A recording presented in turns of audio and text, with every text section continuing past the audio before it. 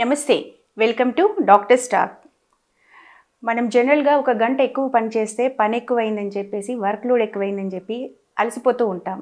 కాసేపు రెస్ట్ తీసుకోవాలనిపిస్తూ ఉంటుంది. అలాంటిది 24/7 365 డేస్ నాన్ స్టాప్గా వర్క్ చేసే గుండె మీద వర్క్ లోడ్ పెరిగితే, అది కూడా పనిచేయడం మానేస్తే అప్పుడు ఎలా ఉంటుంది?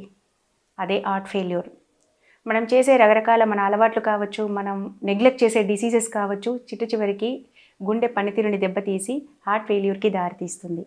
సో ఇలాంటి ఈ హార్ట్ ఫెయిల్యూర్ అయినప్పుడు ఎలాంటి జాగ్రత్తలు తీసుకోవాలి? దానికి ఏమన్నా ట్రీట్మెంట్స్ అవైలబుల్ ఉన్నాయా, లేదంటే ట్రాన్స్ప్లాంటేషనే ఫైనల్ ట్రీట్మెంటా? ఇలాంటి అనేక విషయాలు మాట్లాడడానికి మనతో ఉన్నారు senior interventional cardiologist doctor Vijay Kumar Reddy sir. నమస్కారం సార్. నమస్కారం అండి. బాగున్నారా సార్? బాగున్నారండి. మీరు బాగున్నారండి? Good sir. Sir, actually heart అనేది చాలా అత్యంత కీలకమైన అవయవం. మనము బతికి ఉన్నామని చెప్పడానికి ఒక గుర్తు అది. సో అలాంటి హార్ట్ పని చేయకుండా ఎందుకు అవుతుంది? అంటే హార్ట్ ఫెయిల్యూర్ అని జనరల్గా అంటూ ఉంటాం కదా, దానికి దారితీసే అంశాలు ఏంటి యాక్చువల్గా? మీరు చెప్పినట్టు గుండె అనేది మన శరీరంలో అత్యంత ముఖ్యమైన భాగం. పిండము 25 రోజుల దశలో ఉన్నప్పుడు గుండె కొట్టుకోవడం ప్రారంభిస్తుంది. అది మన లాస్ట్ శ్వాస వరకు 24/7 రోజుకు 1,00,000 సార్లు యావరేజ్గా కొట్టుకుంటూ ఉండి నిమిషానికి 5 లీటర్లు బ్లడ్ అన్నది సప్లై చేస్తుంది. అన్ని భాగాలకు, మెదడుకు, కాళ్ళకు, చేతులకు సప్లై చేసి నిరంతరాయంగా సప్లై చేస్తుంది. సో ఈ గుండె సరిగా పని చేయకపోతే కన్నా పేషెంట్కు హార్ట్ ఫెయిల్యూర్ అనేది ఫైనల్గా వస్తుంది. ఈ హార్ట్ ఫెయిల్యూర్ రావడానికి మనము చాలా కారణాలను గురించి విశ్లేషణ చేసుకోవాలి. దానికి చాలా కారణాలు కూడా ఉన్నాయి. సో ఈ హార్ట్ ఫెయిల్యూర్ అనేది సింగిల్ ఎంటిటీ కాదండి, ఇది ఒక స్పెక్ట్రమ్. ఒక ఎండ్లో heart failure with reduced rejection fraction అంటే హార్ట్ ఫెయిల్యూర్ వస్తుంది, హార్ట్ యొక్క ఎఫిషియన్సీ కూడా తక్కువ ఉంటుంది. నార్మల్గా హార్ట్ యొక్క ఎఫిషియన్సీ 50 to 70% ఉంటుంది. దాన్ని ఇజెక్షన్ ఫ్రాక్షన్ అంటారు. ఓకే. ఇంకో కేటగిరీలో heart failure with mildly reduced ejection fraction. Heart failure ఉంటుంది కానీ హార్ట్ యొక్క ఈఎఫ్ అనేది పనితీరు కొద్దిగా తక్కువ ఉంటుంది. ఎంత తక్కువ ఉంటుంది? 41 to 49% తక్కువ ఉంటుంది. మూడవ ఎంటిటీ ఏంటంటే heart failure with preserved ejection fraction. ఇందులో హార్ట్ యొక్క ఎఫిషియన్సీ అనేది నార్మల్గా ఉంటుంది కానీ హార్ట్ ఫెయిల్యూర్ అనేది ఉంటుంది. ఈ మూడు కూడా డిఫరెంట్ టైప్ ఆఫ్ క్యారెక్టర్స్. దీని యొక్క కారణాలు డిఫరెంట్గా ఉంటాయి. దాని యొక్క ట్రీట్మెంట్ కూడా కొద్దిలో మార్పు ఉంటుంది. అంటే సార్, ఇక్కడ సారీ టు ఇంటరప్ట్ యూ, అంటే ఇప్పుడు హార్ట్ పంపింగ్ పనితీరు ఏదైతే పంపింగ్ కెపాసిటీని మనం ఇజెక్షన్ ఫ్రాక్షన్గా కొలుస్తామా సార్? అవునండి.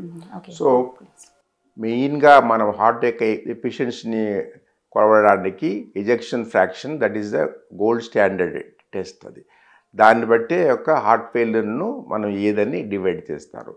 సో హార్ట్ ఫెయిల్యూర్కు యూజువల్గా రావడానికి చాలా కారణాలు. అందులో ముఖ్యమైన కారణము గుండె రక్తనాళాల్లో ఉండే జబ్బులు. రెండోది hypertension, diabetes, valvular disease, ఏ వాల్వ్ అయినా సరే, mitral valve, aortic valve, stenosis, regurgitation, అవి తర్వాత పుట్టుకతో వచ్చే జబ్బులు, అరిథమియాస్, ఏట్రియల్ ఫిబ్రిలేషన్, ఇట్లా రకరకాల కారణాలు ఉంటాయి. సో మనము హార్ట్ ఫెయిల్యూర్ ట్రీట్మెంట్ చేసేటప్పుడు హార్ట్ ఫెయిల్యూర్కు ట్రీట్మెంట్ చేయాలి. హార్ట్ ఫెయిల్యూర్ను కొన్ని రకాల ఫ్యాక్టర్స్ ప్రిసిపిటేట్ చేస్తాయి. ఫర్ ఎగ్జాంపుల్ అనీమియా, రక్తహీనత ఉందనుకోండి, అప్పుడు కూడా హార్ట్ ఫెయిల్యూర్ను అది ఇంక్రీజ్ చేస్తుంది. ఏదైనా ఇన్ఫెక్షన్స్ ఉంటే బాడీలో అవి కూడా హార్ట్ ఫెయిల్యూర్ను ఎక్కువ చేస్తుంది. తర్వాత అరిథమియాస్, అవి కూడా, ఇవన్నీ కూడా ప్రిసిపిటేటింగ్ ఫ్యాక్టర్స్. సో ఇప్పుడు మనకు ట్రీట్మెంట్ ఆఫ్ హార్ట్ ఫెయిల్యూరు చేయాలి. ఆ హార్ట్ ఫెయిల్యూర్ ఎందుకు వచ్చింది దాన్ని కూడా మనం కంట్రోల్ చేయాలి. హార్ట్ ఫెయిల్యూర్ను ప్రిసిపిటేటింగ్ చేసే కండిషన్స్ కూడా మనం ట్రీట్మెంట్. ఫర్ ఎగ్జాంపుల్ పేషెంట్కు హీమోగ్లోబిన్ 6 grams ఉంది, మనము హార్ట్ ఫెయిల్యూర్కి ఎన్ని మందులు ఇచ్చినా హిమోగ్లోబిన్ను కంట్రోల్ చేయకుండా, ఐరన్ను మెయింటైన్ చేయకుండా ఎంత ట్రీట్మెంట్ ఇచ్చినా కూడా అందులో పెద్దగా ఫలితం ఉండదు. సో ఈ ప్రిసిపేటింగ్ ఫ్యాక్టర్స్ని కూడా మనము కంట్రోల్ చేయాలి. సో ఐడెంటిఫికేషన్ అంటే జబ్బు యొక్క కారణము, ప్రిసిపేటింగ్ ఫ్యాక్టర్స్ను, తర్వాత guide line directed medical treatment. అంటే ఏంటంటే సైంటిఫిక్గా ఏ మందులు అవుతాయో, మనిషి యొక్క ఆయుష్ను పెంచుతాయో, మార్టాలిటీని తగ్గిస్తాయో అటువంటి మందులు చాలా మంచి మందులు వచ్చాయి. అటువంటి గైడ్ లైన్ డైరెక్టెడ్ మందులు వాడితే దీనికి చేయొచ్చు. సో ఇందులో కూడా హార్ట్ ఫెయిల్యూర్లో కొన్ని స్టేజెస్ ఉంటాయి.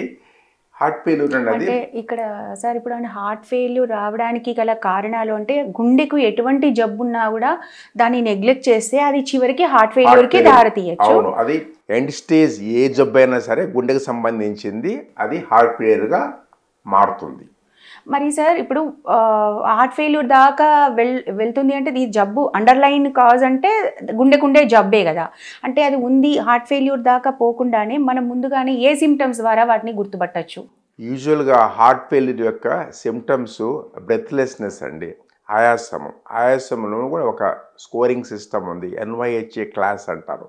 ఫర్ ఎగ్జాంపుల్ పేషెంట్ 2 కిలోమీటర్లు 3 కిలోమీటర్ల వరకు ఎలాంటి ఇబ్బంది లేకుండా నడవగలుగుతున్నాడు. ఒక 6 months తర్వాత, 1 year తర్వాత 1 furlong 2 furlongs పెడితేనే ఆయనకి ఏదన్నా ఆయాసం వస్తుంది. అంటే that means the exercise capacity ఆ పేషెంట్కు తగ్గిపోయింది. It is first symptom of heart failure, ఆయాసం వచ్చేదానికి ఆస్కారం ఉంది. తర్వాత ఫెటిగబిలిటీ, వీక్నెస్, అది బలహీనత, అంటే శారీరకమైన బలహీనత, వీక్నెస్, అది కూడా హార్ట్ ఫెయిల్యూర్ యొక్క సిమ్టమ్స్. ఇవన్నీ కూడా మనము అసెస్ చేయాలి.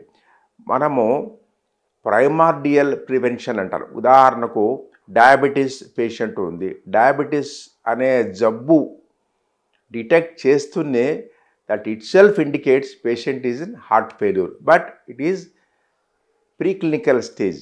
అప్పుడే దానికి సంబంధించిన మంచి మందులు వాడితే లాంగ్ టర్మ్లో డయాబెటీస్ నుంచి హార్ట్ ఫెయిల్యూర్ స్టేజ్ పోకుండా మనము, ఉదాహరణకు SGLT2 ఇన్హిబిటార్స్ అనే డ్రగ్స్ వాడితే కూడా మనం హార్ట్ ఫెయిల్యూర్ రాకుండా మనము ప్రివెంట్ చేయొచ్చు. అంటే డయాబెటీస్ ఉన్నప్పుడే ప్రివెంటివ్ మెడిసిన్ అంటున్నారు. డయాబెటీస్ అనేది కూడా దానివల్ల కూడా హార్ట్ ఫెయిల్యూర్ రావచ్చు. 2 రకాల డయాబెటీస్, కండరాల వలన, హార్ట్ కండరాల వలన రావచ్చు, డయాబెటీస్ వల్ల గుండె రక్తనాళాల జబ్బు రావచ్చు. దీనివలన కూడా ఫైనల్గా హార్ట్ ఫెయిల్యూర్ రావచ్చు. సో ఇనిషియల్గానే మనము ఈ హార్ట్ ఫెయిల్యూర్ రాకుండా ప్రివెంట్ చేసే డ్రగ్స్ వాడితే కూడా హార్ట్ ఫెయిల్యూర్ను మనము ప్రివెంట్ చేయొచ్చు. ఓకే, అంటే ఎండ్ స్టేజ్ వరకు వెళ్లకుండా మనం ముందే జాగ్రత్త పడవచ్చు అంటారు ఆ సిమ్టమ్స్ స్టార్ట్ అయినప్పుడు. ఈవెన్ అనీమిక్ ఉన్న వాళ్ళలో, రక్తం తక్కువగా ఉన్న వాళ్ళ, హిమోగ్లోబిన్ తక్కువ ఉన్న వాళ్ళలో కూడా అది హార్ట్ ఫెయిల్యూర్కి దారి తీయచ్చు అంటున్నారు, అంతే కదా సార్? ఇప్పుడు హార్ట్ ఫెయిల్యూర్ అనీమియాలో ఇంతకుముందు ఒక క్లాసిఫికేషన్ ఉండదు.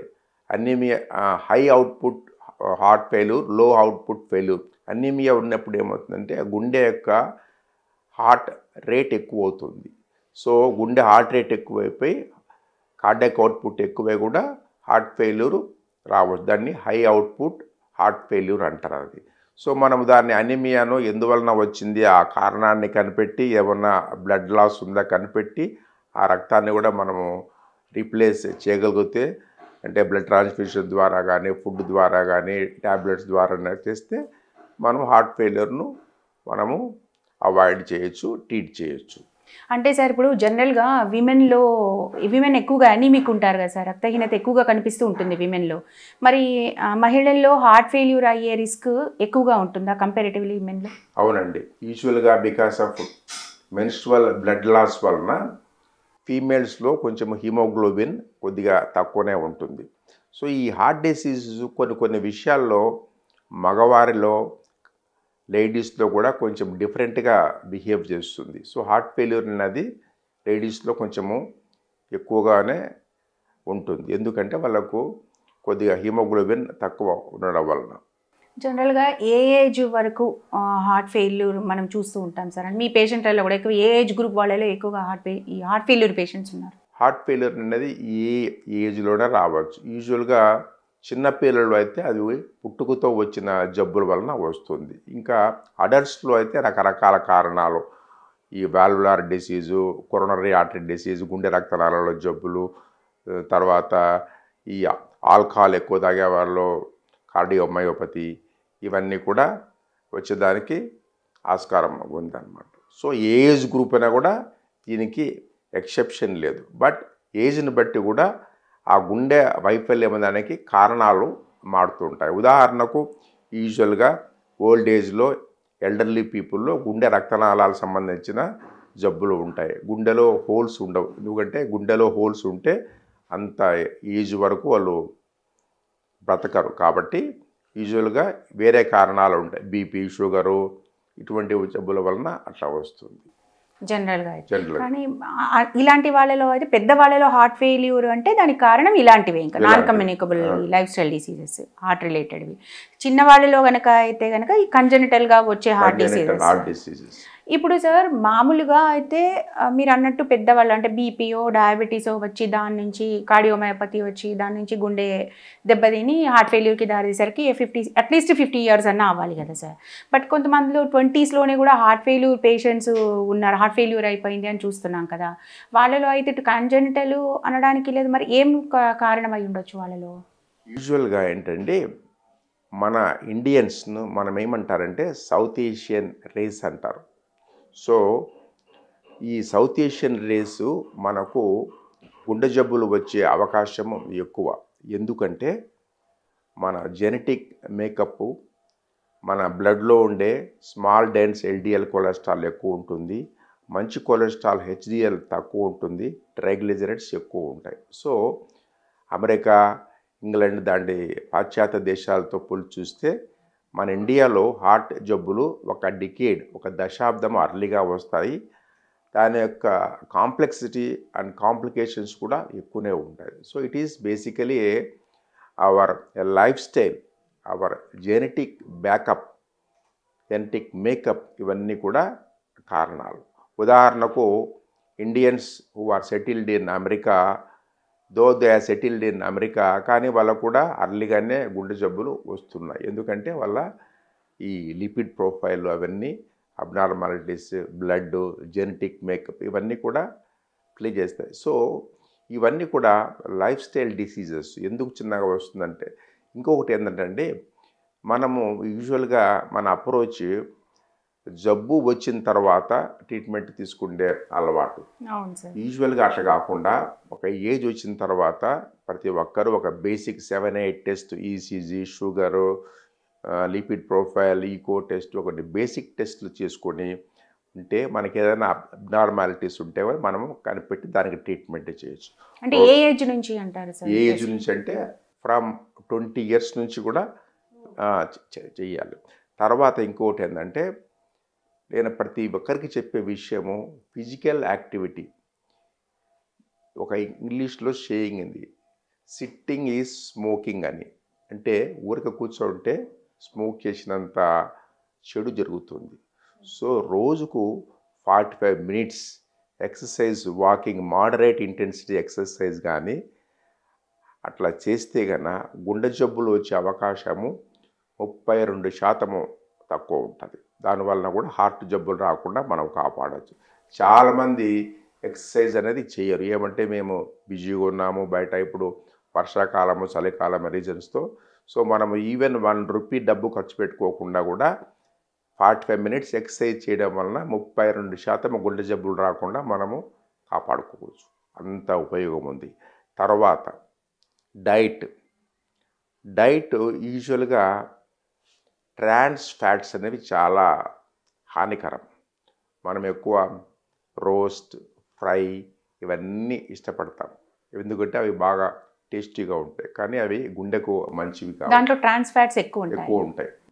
So roasted, fried items always తినకుండా ఉంటే మంచిది.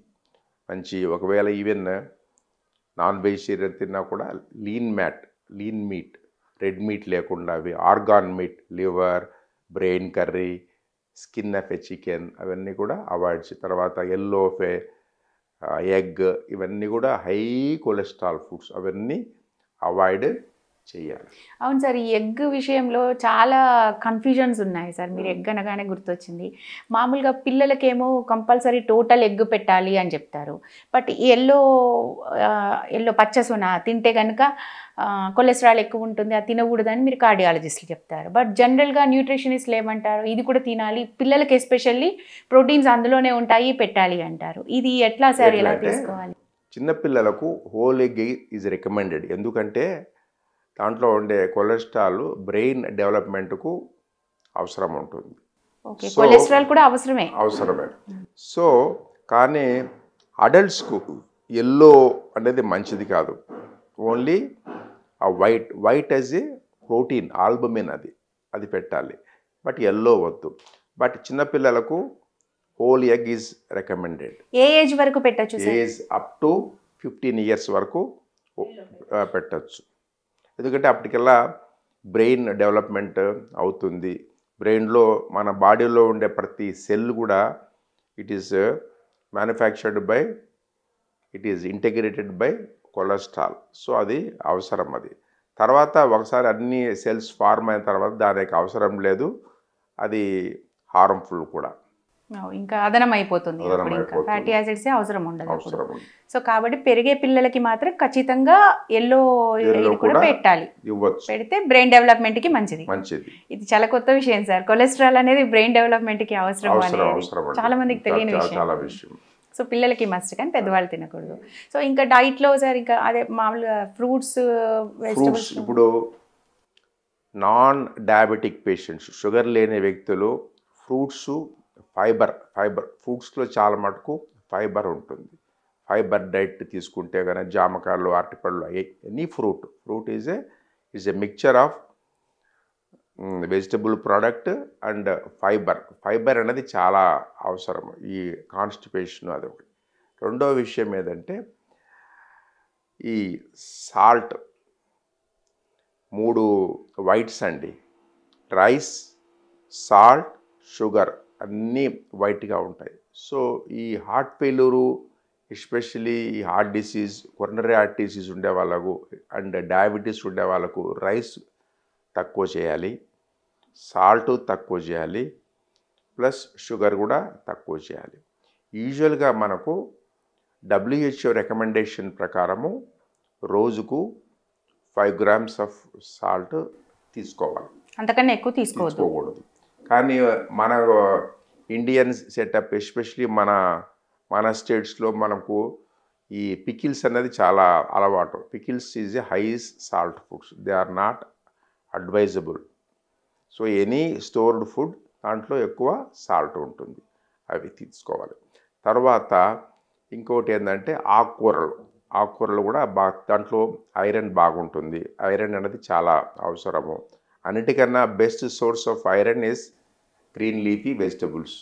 సో అంతలో ఉన్నంత ఐరన్ ఎందులో ఉండదు, అదేం చీప్ ప్రోడక్ట్. ప్లస్ తర్వాత ఫుడ్ హ్యాబిట్స్ చాలా అవసరం. మన వాళ్ళు ఎక్కువ శాతము ఈ జంక్ ఫుడ్ అలవాటు ఉంటుంది. ఈ కేక్లు, బర్గర్స్, పిజ్జాస్ ఇవన్నీ కూడా శాచురేటెడ్ ఫ్యాట్స్. మనం ఎప్పుడు కూడా అన్సాచురేటెడ్ ఫ్యాట్స్ ఎక్కువ తీసుకోవాలి. శాచురేటెడ్ ఫ్యాట్స్ ఫర్ ఎగ్జాంపుల్ నెయ్యి ఉంది, డాల్డా, గీ, వనస్పతి, ఇవన్నీ కూడా శాచురేటెడ్ ఫ్యాట్స్, అవి తక్కువ చేయాలి. తర్వాత ఆల్కహాల్, చాలామందికి ఒక రాంగ్ కాన్సెప్ట్ ఏంటంటే డైలీ ఒక 60 ml తాగితే గుండెకు మంచిది అని డాక్టర్ గారు చెప్పారు అని డైలీ 60 ml తాగుతారు. ఇంటర్ హార్ట్ స్టడీ అనేది ఒకటి ఉంది. దాంట్లో కొరనరీ ఆర్టరీ డిసీజ్ గురించి ఏమేమి రిస్క్ ఫ్యాక్టర్స్ ఉన్నాయి, దాని యొక్క ఎఫెక్ట్స్ ఏమి అని స్పష్టంగా పెరిగి. ఆల్కహాల్ ఎటువంటి పరిస్థితిలో, even single dose of alcohol కూడా గుండెకు హానికరమే. ఇప్పుడు నేను I want to repeat the statement, alcohol even a single dose is harmful to heart. కాబట్టి నేను 60 ml తాగుతాను, అది కూడా తాగుతాను, దానివల్ల నా గుండె బాగవుతుంది, వారు చెప్పారు వీరు చెప్పారు, ఇంటర్నెట్లో ఉంది, అవన్నీ కూడా అపోహలే. ఇది సైంటిఫిక్ ఎవిడెన్స్. మనం తాగడానికి బహానాలు అవి. బహానాలు. సో మనం ఎప్పుడు కూడా వైద్యంలో సైన్స్ను ఫాలో కావాలి, సైన్స్ ప్రకారమే చేయాలి. ఎవరో వారు చెప్పారు వీరు చెప్పారు అని కాకుండా సైన్స్ ఏం చెప్తుంది దాని ప్రకారమే మనము చేసుకుంటే గన మనము హార్ట్ ఫెయిల్యూర్ రాకుండా, గుండె జబ్బులు రాకుండా కాపాడుకో. సో దీనికి అన్నిటి కూడా diet, exercise, BP control, sugar control, salt తక్కువ ఫుడ్స్, ఆల్కహాల్ టోటల్గా అవాయిడ్ చేయడము, ఇవన్నీ చేయడం వలన మనము ఆయుష్ను పెరుగుతుంది. ఒక సింపుల్ రీజన్ ఏమంటే 1947లో average lifespan of India is only 37 years. 37 years. ఇప్పుడు 2022లో it is now 70 years. So ఎందుకు ఇవన్నీ జరిగినాయంటే because of advances in medical care, especially cardiac treatment, కార్డియాలజీలో వచ్చిన మార్పులు, విప్లవాత్మకమైన మార్పులు, ఇవన్నీ కూడా ఆయుష్ 37 నుంచి 70 yearsకు. 70 years is a very very good average life span. Double అయింది. ఎంత నియర్లీ ఒక 47 to 2023 yearsలో ఇన్ని సంవత్సరాలలో అంత ఎక్కువగా మార్పులు వచ్చినాయి. సార్ ఇక్కడ ఒకటి మీరు సాల్ట్ గురించి చెప్పారు. జనరల్గానే 3 whites అవాయిడ్ చేయాలి అని సాల్ట్, షుగర్ అండ్ రైస్ చెప్తూ ఉంటారు కదా. బట్ సాల్ట్ మనము జనరల్గా అయోడైజ్డ్ సాల్ట్ వాడతాము which is white in colour.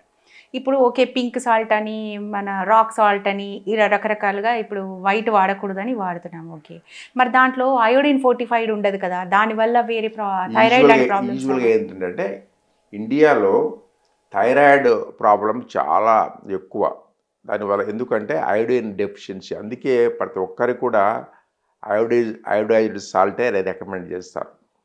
So iodised సాల్టే బెస్ట్. ఈ రాక్ సాల్ట్, చైనీస్ సాల్ట్ ఇవన్నీ కూడా దే ఆర్ నాట్ అడ్వైజబుల్. ఎప్పుడు కూడా మనము తీసుకునేది కూడా అయోడైజ్డ్ సాల్టే తీసుకోవాలి.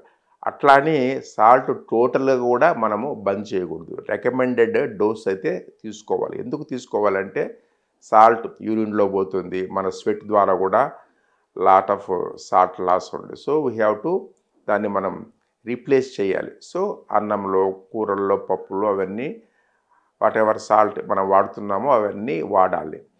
ఏం చెప్పేది ఏమంటే added salt, for example curd రైస్లో సాల్ట్ వేసుకోవడము, దాంట్లోకి మిక్సింగ్ ఆవకాయలు అటువంటి వాడకూడదు. కొన్ని హై సాల్ట్ ఫుడ్స్ ఉంటాయి, చిప్స్, సాల్టెడ్ చిప్స్, ఇవన్నీ ప్రాసెస్ ఫుడ్స్, అవన్నీ అవాయిడ్ చేయాలి. యూజువల్గా హార్ట్కు మేలు చేసేటన్నీ కూడా టేస్టీగానే ఉంటాయి. సో బట్ మనము టేస్టీగా ఉన్నాయని అవి తీసుకోకూడదు. సో ఈ జబ్బులు కూడా, హార్ట్ జబ్బులు కూడా చాలా మటుకు కూడా మన చేతిలో ఉన్నాయి. ఇది టేస్టీగా ఉందంటే గుండెకి చేటు చేసేదని అర్థం. టేస్ట్ ఈస్ చేటు. సో మనము గుండెను కాపాడుకుండేది మన చేతుల్లో ఉంది. ఈ జబ్బులు ఎక్కువ భాగం మనము డబ్బులు ఇచ్చి జబ్బులను కొనుక్కుంటున్నాం. ఉదాహరణకు ఆల్కహాల్ ఎవ్రీ డే తీసుకొని వచ్చి 90 ml ఆర్ 180 ml తాగుతుంటారు. సో ఆల్కహాల్ అనేది హార్ట్ను డ్యామేజ్ చేస్తుంది, లివర్ డ్యామేజ్ చేస్తుంది, ప్యాంక్రియాస్ని డ్యామేజ్, అన్ని భాగాలను damage, even it will damage the brain కూడా డ్యామేజ్ చేస్తుంది. కానీ మానుకోరు. దానికి మనం we have to spend lot of money for that.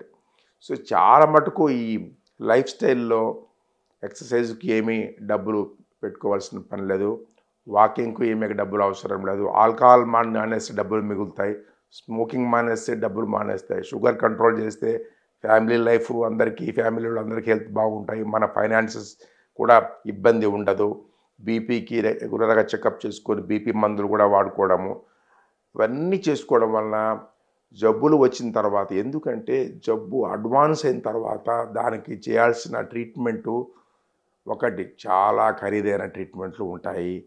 రెండవది ఆ యొక్క పేషెంట్ యొక్క క్వాలిటీ ఆఫ్ లైఫ్ కూడా దెబ్బతింటుంది. మనం ట్రీట్మెంట్ చేసిన, ఉదాహరణకు ఎండ్ స్టేజ్ హార్ట్ ఫెయిల్యూర్ ఉంది, దానికి ఏం చేయాలా, ఈధర్ హార్ట్ ట్రాన్స్ప్లాంటేషన్ కానీ, లేకపోతే సిఆర్టీడి అని కానీ, లేకపోతే ఐసీడి కానీ, ఇంకోటి ఎల్వాడ్ అంటారు, లెఫ్ట్ వెంట్రికులర్ అసిస్ట్ డివైస్, ఒక మిషన్ ఉంటుంది. డివైస్ పెట్టేస్తారా సార్? పెట్టేస్తారు. అంటే ట్రాన్స్ప్లాంటేషన్ కాకుండా వేరే అదర్ ట్రీట్మెంట్స్ కూడా ఉన్నాయి.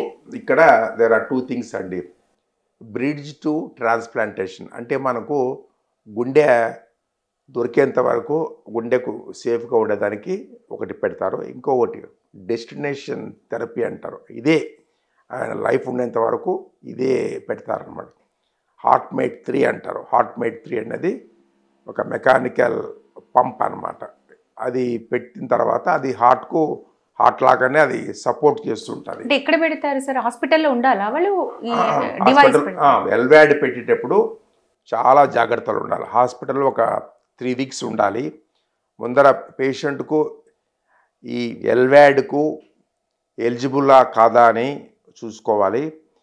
ఇది పెట్టిన తర్వాత కూడా కొన్ని బ్రెయిన్ స్ట్రోక్ అవి వచ్చేదానికి, బికాస్ రక్తం గడ్డగట్టి బ్రెయిన్ స్ట్రోక్ అవి వచ్చేదానికి కూడా ఆస్కారం ఉంది. సో దీనికి ఏంటంటే పేషెంట్ కొన్ని మనము ప్రోగ్రామింగ్ చేయాలి, ఎట్ట దీన్ని మేనేజ్ చేసుకోవాలి.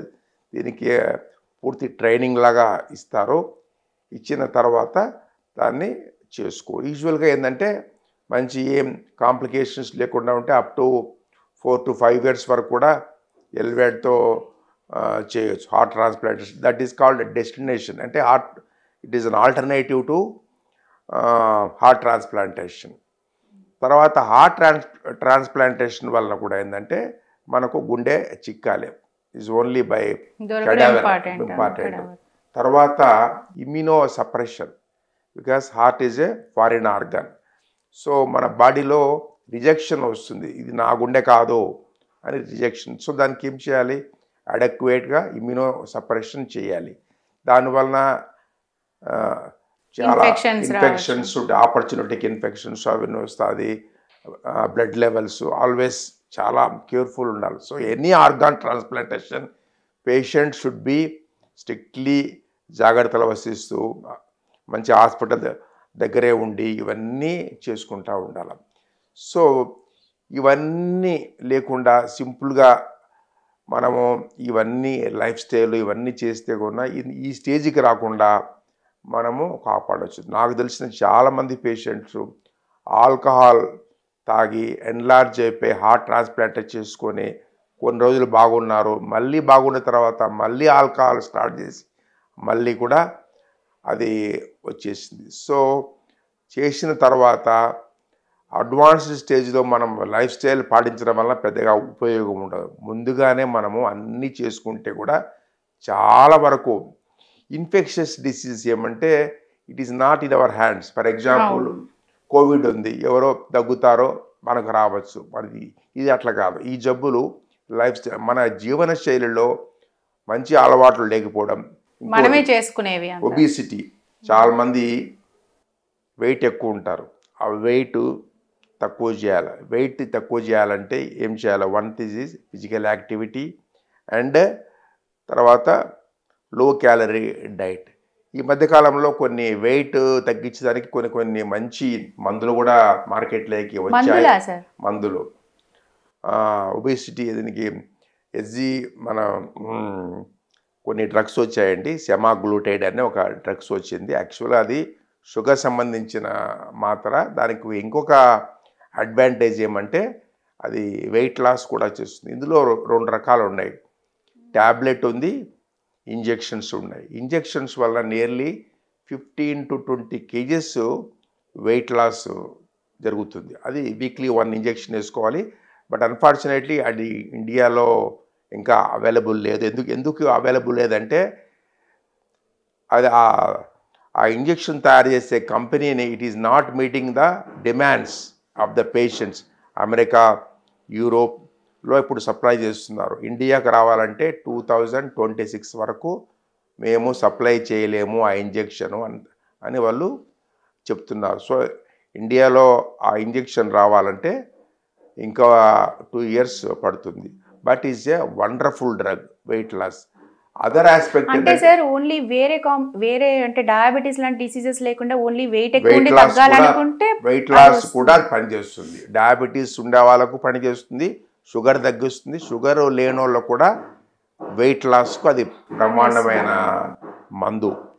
నియర్లీ ఒక 15 to 20 kgs అంటే, ఫర్ ఎగ్జాంపుల్ 100 kgs ఉంటే 80 kgs అంటే there is a remarkable 20 kgs weight loss by simply diet వలన, ఎక్సర్సైజ్ వలన.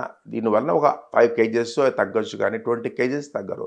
బట్ ఈ ఇంజెక్షన్ వలన అంత ఇంప్రూవ్మెంట్ జరుగుతుంది. వెయిట్ లాస్ చేయడం వలన చాలా బెనిఫిట్స్ ఉన్నాయి. ఇన్సులిన్ సెన్సిటివిటీ పెరుగుతుంది, జాయింట్ ప్రాబ్లమ్స్ రావు. ఒబిసిటీ వలన 206 రకాల జబ్బులు వచ్చేదానికి అవకాశం ఉంది. అందులో కొన్ని రకాల క్యాన్సర్స్ కూడా ఉన్నాయి. Main heart problem, obstructive sleep apnoea ఒకటి, తర్వాత ఆస్టియోఆర్థరైటిస్, కీళ్ళు అరిగిపోవడము, ఇవన్నీ కూడా రావచ్చు. సో వెయిట్ లాస్ అనేది చాలామంది, ఇంకొకటిగా మీకు ఒక స్టాటిస్టిక్స్ చెప్తాను. బై 2030 అంటే ఇక్కడ నుంచి 6 ఏళ్లలో ప్రపంచంలో 50% మంది patients either they are obese or overweight, ఈ రెండు ఉంటారు. అంటే మిగతా 50% మాత్రమే నార్మల్ వెయిట్ ఉంటారు. అంటే ఎందుకు కారణము? ఇదంతా మన లైఫ్ స్టైల్ వలనే. లైఫ్ స్టైల్, మన తినే ఫుడ్ వలన, ల్యాక్ ఆఫ్ యాక్టివిటీ వలన ఒబిసిటీ అనేది ఇంక్రీజింగ్. ఒబిసిటీ కరోనా కంటే ఎక్కువ పాండమిక్ లెవెల్స్కు వెళ్ళిపోయింది. చూడండి, ప్రపంచ జనాభాలో 50% మందికి ఒబిసిటీ అంటే మిగతా 50%. సో అది ఒకటి జబ్బు. సార్ ఇంకోటి స్మోకింగ్ ఇది కూడా హార్ట్కి డైరెక్ట్లీ హార్ట్ మీద ప్రభావం చూపించేది కదా. అయితే చాలామంది అనుకుంటారు నేను రోజుకి ఒకటే సిగరెట్ తాగుతా, లేదంటే వారానికి ఒకటి తాగుతాను, లేదంటే అకేషనల్గా ఏదో ఫ్రెండ్స్లో కలిసినప్పుడు తాగుతాను, సో నాకు అంత రిస్క్ ఉండదేమో అని ఇట్లా మాట్లాడుతూ ఉంటారు. సో దాంట్లో ఎంతవరకు అనేది మీ సజెషన్ చెప్పండి సార్. స్మోకింగ్ అనేది ఇందులో మోర్ దాన్ 10 సిగరెట్ల కన్నా ఎక్కువ తాగే వాళ్ళను హెవీ స్మోకర్స్ అంటారు. అంతకన్నా తక్కువ తాగే వాళ్ళు తక్కువ స్మోకర్స్ అంటారు. స్మోకింగ్ ఒకటి తాగినా, రోజుకు 100 తాగినా కూడా ఎఫెక్ట్ అనేది సేమ్. బికాస్ స్మోకింగ్ వలన చాలా రకాల కెమికల్స్ వస్తాయి. అందులో మెయిన్గా నికోటిన్. ఈ నికోటిన్ ఏం చేస్తుందంటే హార్ట్ రక్తనాళాల్లో ఒక లేయర్ ఉంటుంది, ఎండోథీలియం అనేది. ఎండోథీలియం అనేది చాలా యాక్టివ్ లేయర్. అది చాలా కెమికల్స్ను అవి తయారు చేసి గుండె రక్తనాళాలను మంచిగా చేసి రక్త ప్రసారణ చేస్తుంది. ఈ స్మోకింగ్ అనేది ఏం చేస్తుందంటే ఒక సిగరెట్ తాగినా కూడా ఆ ఎండోథీలియంను సరిగా పని చేయకుండా చేస్తుంది. దాన్ని ఎండోథీలియల్ డిస్ఫంక్షన్ అంటారు. సో అది ఒక సిగరెట్ తాగినా ఎఫెక్ట్ సేమ్, 100 సిగరెట్లు తాగినా effect. So it is not the dose or number of cigarettes, it is the cigarette. So cigarette అనేది నంబర్ అనేది కంప్లీట్గా మానేయాలి. ఒక్కసారి సిగరెట్ కానీ స్మోకింగ్ మానేస్తే ఒక 5 yearsలో స్మోకర్స్కు హార్ట్ జబ్బులు వచ్చే అవకాశము 3 నుంచి 4 రెట్లు ఎక్కువ ఉంటాయి. సపోజ్ స్మోకింగ్ ఈరోజు మానేస్తారనుకోండి, నెక్స్ట్ మంత్ సార్ నేను 1 month క్రితం మానేశానంటే దాని ఎఫెక్ట్స్ స్టిల్ ఉంటాయి, 5 years దాకా ఉంటాయి. 5 years దాటిన తర్వాత ఆయన నాన్ స్మోకర్కి ఎంత తక్కువ రిస్క్ ఉంటుందో అంత తక్కువ రిస్క్లోకి వెళ్ళిపోతారు. సో ఈ ఆల్ దీస్ 5 years కూడా ఆయనకు సేమ్ రిస్క్ ఉంటుంది. సో మనము నాన్ స్మోకర్ ఎప్పటికీ స్మోక్ చేయని వాళ్ళ రిస్క్కు లెవెల్కి వెళ్ళిపోవాలంటే 5 years అన్ఇంటరప్టెడ్ స్మోకింగ్ చేస్తే స్మోకింగ్ యొక్క రిస్క్ తగ్గిపోతుంది. మధ్యలో ఒక్క సిగరెట్ కూడా తాగకుండా ఉండాలి 5 years వరకు. తాగకుండా ఉండాలి, అది ఇంపార్టెంట్ అది. సో 1 సిగరెటా 10 సిగరెట్లా అనేది ఏం మెటీరియల్ కాదు. ఈవెన్ ఇంకొకటి ప్యాసివ్ స్మోకింగ్. ఫర్ ఎగ్జాంపుల్ కొంతమంది ఇంట్లోనే తాగుతుంటారు, వైఫ్ చిల్డ్రన్ అంటారు. సో అదంతా ఇన్హేల్ చేసుకుంటారు, వాళ్ళకు కూడా సేమ్ ఎఫెక్ట్ ఉంటుంది. ఎస్పెషలీ ప్రెగ్నెంట్ లేడీస్ ఉన్నారు, వాళ్ళకు కూడా ప్యాసివ్ స్మోక్ చేస్తే it will have effect on their babies also. So ఇవన్నీ కూడా చాలామంది మనము గమనించాలి. సార్ ఇంట్లో అంటే ఓకే, మనం ఫ్యామిలీ కాబట్టి వాళ్ళు అవాయిడ్ చేస్తారు, బట్ బయట ఎక్కడ పడితే అక్కడ కాలుస్తూ ఉంటారు. బట్ మనం మిగతా వాళ్ళు నాన్ స్మోకర్స్ కూడా బయట రోడ్డు మీద తిరగక తప్పదు. సో గవర్నమెంట్ ఎన్ని రూల్స్ తెచ్చినా కూడా అది సీరియస్గా పాటించేది ఎవరు కనిపించట్లేదు. సో దీనిపైన మీ సజెషన్ ఏంటి సార్? ఏమంటే గవర్నమెంట్ ఇంతకుముందు ఇప్పటికీ అప్పటికి కూడా చాలా మార్పులు వచ్చాయి. ఇంతకుముందు ఇంటర్వెల్ సినిమా థియేటర్స్లో అందరూ స్మోక్ చేసేవాళ్ళు. ఇప్పుడు సినిమా థియేటర్లు సో బ్యాడ్. పబ్లిక్ ప్లేసెస్లో like RTC bus stand, railway స్టేషన్స్లో స్మోకింగ్, సిగరెట్స్ అమ్మడం కానీ సిగరెట్ తాగడం కానీ అవన్నీ కూడా బ్యాడ్ చేశారు. ఈవెన్ ఎయిర్పోర్ట్స్లో కూడా there is special smoking zones ఉన్నాయి. ఇప్పుడు నాకు తెలిసి బయట అదే పనిగా స్మోక్ చేసే కనపడే వాళ్ళు తక్కువ. Government is taking serious actions in the interest of the public. But ఎవరెవరు తాగినా కూడా వాళ్ళు ఏదో అంటే సీక్రెట్గా కానీ లేకపోతే ఐసోలేటెడ్ ప్లేస్లోనే తాగుతున్నారు. ఇంతకుముందు మాదిరి ర్యాంపెంట్గా పబ్లిక్గా స్మోక్ చేసే సీన్ అయితే ఇప్పుడు లేదు. సో వాళ్ళు తాగారంటే ఇంక వాళ్ళ కర్మ, వాళ్ళ గుండెకు అది ఎఫెక్ట్ అవుతుంది. ఇంకొకటి ఏమిటంటే మన వారు పేషెంట్కు అన్లెస్ పేషెంట్కి ఏదన్నా జబ్బు వచ్చే కానీ ఉదాహరణకు వామిటింగ్ వచ్చిందనుకోండి, వెంటనే అర్ధరాత్రైనా హాస్పిటల్కి వెళ్తారు. అదే స్మోకింగ్ వలన ఇమ్మీడియట్గా ఏం ఎఫెక్ట్ ఉండదు. సో ఆ స్మోకింగ్ ఎఫెక్ట్ ఏదైనా హార్ట్ అటాక్ అవి వచ్చిన తర్వాత అప్పుడు వెళ్తారు, అప్పుడు వాళ్ళకు రియలైజ్ అవుతారు. అది రాంగ్ కాన్సెప్ట్. ఇప్పుడు మనకు ఈ వైద్య విద్యలో కానీ వైద్య సలహాల్లో కానీ చాలా ఇంప్రూవ్మెంట్స్ వచ్చినాయి.